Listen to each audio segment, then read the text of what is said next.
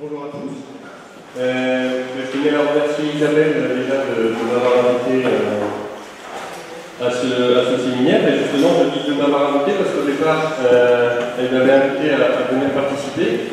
Et puis je me suis dit que sur un séminaire interdisciplinaire, ce serait intéressant de participer à plusieurs. Et j'ai donc convoqué Coralie et Olivier.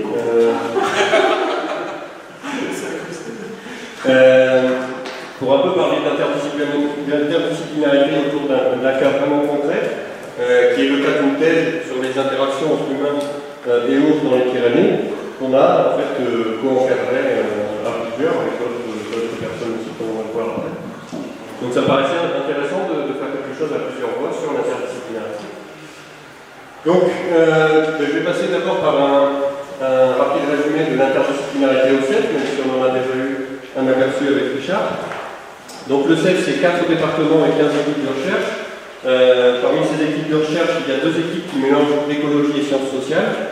L'équipe d'interaction bioculturelle, dont je fais partie, et l'équipe dynamique des systèmes socio-écologiques, qui est dirigée par Raphaël Lacoté, qui était par ici. Donc au CEF, il y a eu des recrutements de chercheurs interdisciplinaires, des géographes, des ethno-écologues. Il y a de nombreuses collaborations entre l'équipe du CEF et l'équipe extérieure, et également au sein du CEF entre différentes équipes.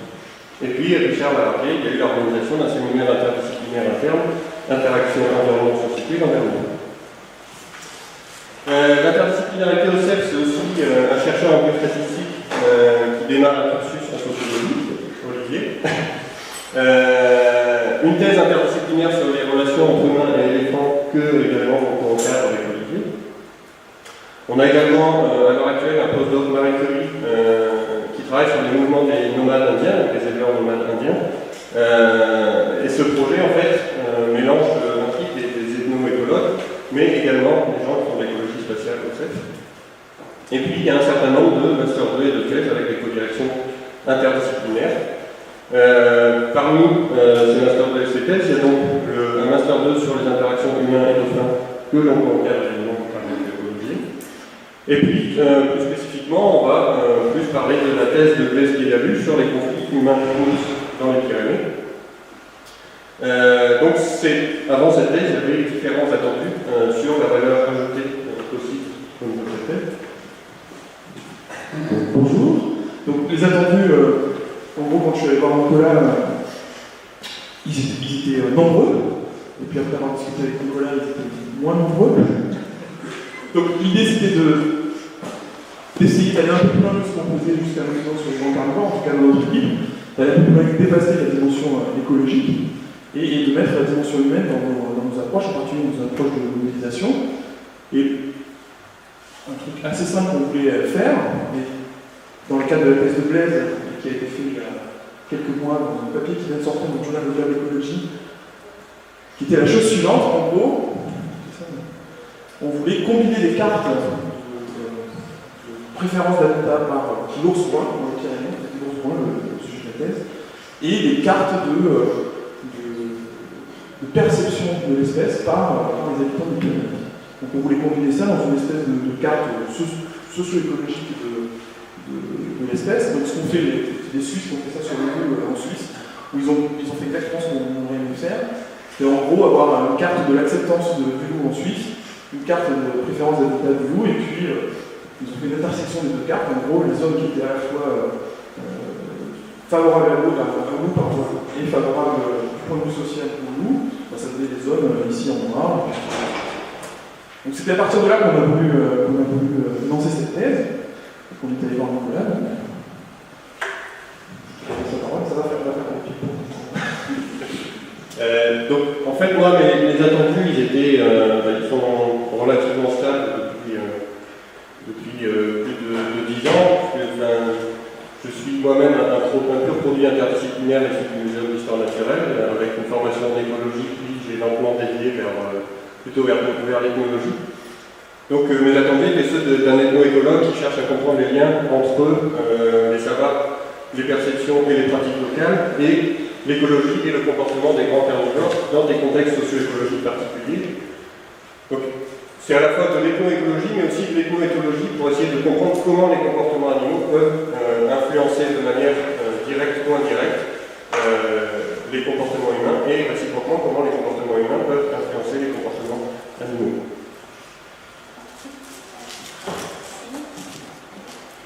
Alors, en ce qui me concerne, j'avais travaillé sur les animaux à problème de loups et sangliers et je m'étais intéressée notamment aux controverses et aux conflits et à la manière dont les conflits s'exprimaient différemment selon les territoires. Et notamment, ce qui m'intéressait, c'était d'explorer encore ces causes différenciées selon les territoires, sur les grands prédateurs, donc sur la question de l'ours. Et dans ces questions de controverses, ce qui m'intéresse, c'est la manière dont les savoirs scientifiques circulent et la confrontation entre les savoirs pratiques locales et les savoirs. Bonjour.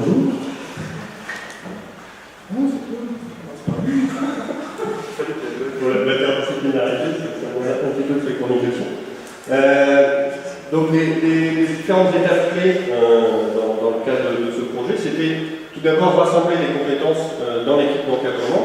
Ça voulait dire des compétences en démographie pour l'ours, des compétences en sociologie, en géographie, des compétences en ethnologie, mais également des compétences de terrain et sur le comportement de l'ours en contexte pyrénéen. Et c'est pour ça qu'on voulait remercier la participation de Pierre-Yves Fenech de l'Office national de la chasse et de la faune sauvage. Ensuite, une autre étape clé, c'était celle de concevoir une problématique interdisciplinaire pour un sujet spécifique. Et là, l'idée, c'était vraiment de faire simple, puisqu'on a des durées de thèse qui sont limitées. Donc si on veut définir une problématique interdisciplinaire, il faut essayer que les questions puissent être répondues par les différentes disciplines dans un cadre temporel limité, avec les compétences de l'étudiant sélectionné. Une autre étape, c'était de concevoir une approche méthodologique qui soit compatible à la fois avec les attentes disciplinaires différentes de l'ensemble des personnes du dessus, et avec ce temps limité, qui est toujours vraiment une contrainte assez forte, ce qui oblige en général à mettre un peu d'eau dans son vin pour chaque discipline, parce que, bien sûr, chacun ne trouvera peut-être pas la satisfaction pleine et entière par rapport à ses attendus du départ, parce que ils ne sont pas réalisables dans le temps limité d'une thèse, et en général aussi dans le temps limité des projets.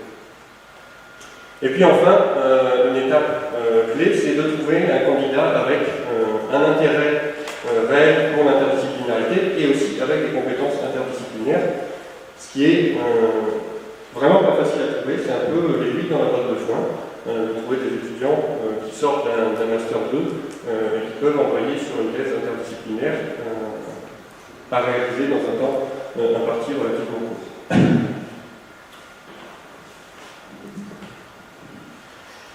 Donc cette collaboration interdisciplinaire elle a mené à plusieurs résultats. Un des premiers résultats, c'est l'étude de l'opinion sur la présence de l'ours dans les Pyrénées. Donc vous avez sur l'axe Y ici c'est l'opinion, en gros plutôt positive, plutôt négative, et la barre rouge c'est la note. Et en fait les petits panneaux là, c'est les 6 départements concernés par la présence de l'ours. Donc Pyrénées-Atlantiques, Haute-Pyrénées, Haute-Garonne, Aude, Ariège, Pyrénées-Orientales. Donc en gros on a une vraie interaction entre le spatial, par le département, et l'âge ici, vraiment, c'est l'âge 8. On a en gros, par exemple, au Pyrénées-Atlantiques ici, plutôt une opinion favorable à la présence de l'ours, et en Ariège ici, quelque chose de peu plus contrasté avec une vraie interaction, où ici, plutôt vers les jeunes, une opinion favorable, et à mesure qu'on va dans les âges, on a une opinion plutôt défavorable.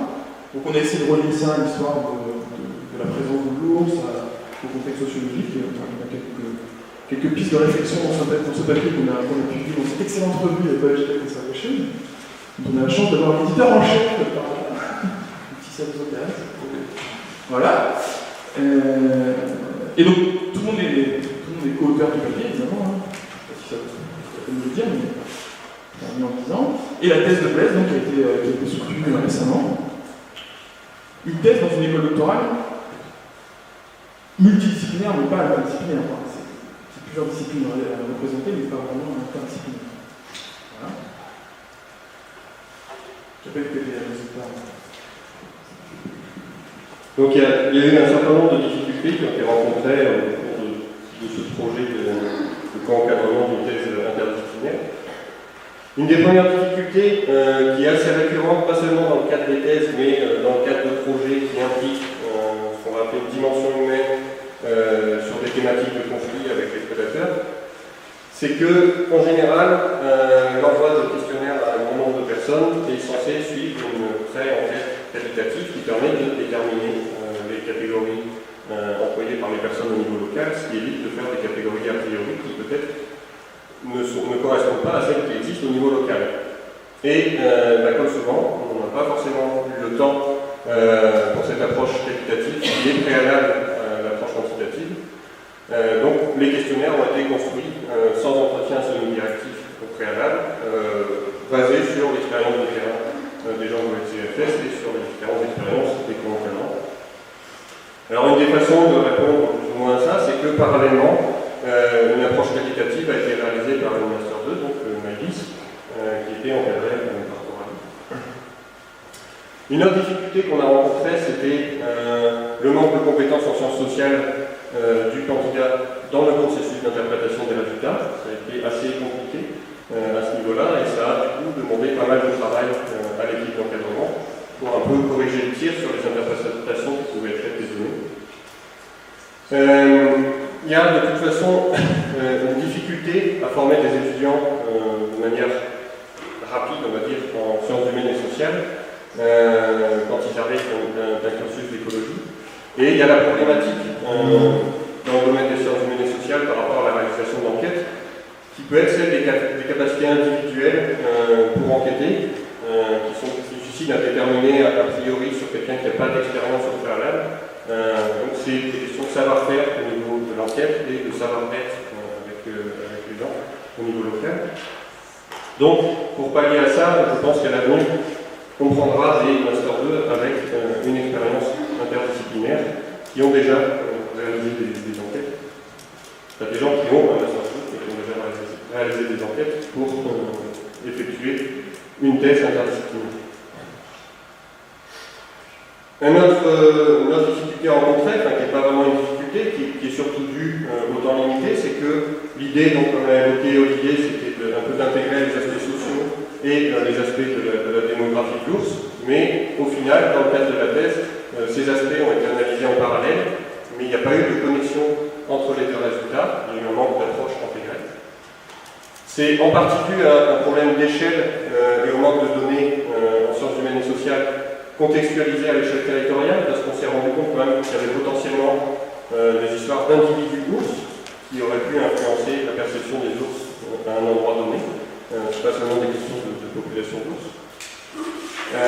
Donc au final, on constate des différences entre les différents départements ou entre des communes, mais on peut difficilement les interpréter de manière fine. Alors, les enseignements et les perspectives au niveau de ce projet, donc l'interdisciplinarité, c'est pas facile tous les jours, on a ici Blaise Pizalu, donc qui a réalisé la thèse. Mais parmi les enseignements, au final, on se rend compte que cet encadrement de thèse, ça a été un espace de rencontre aussi pour l'ensemble de l'équipe encadrante. On n'avait pas forcément travaillé ensemble jusque-là, et ça a permis de construire un réseau interdisciplinaire. On est motivé, on continue à élaborer des projets ensemble. Et puis, cette approche interdisciplinaire elle a aussi permis d'émettre des hypothèses quant aux différences entre communes et départements, c'est ce dont je parlais jusqu'avant, même si ces hypothèses sont difficiles à confirmer parce qu'on n'a pas un grain fin sur les données en SHS.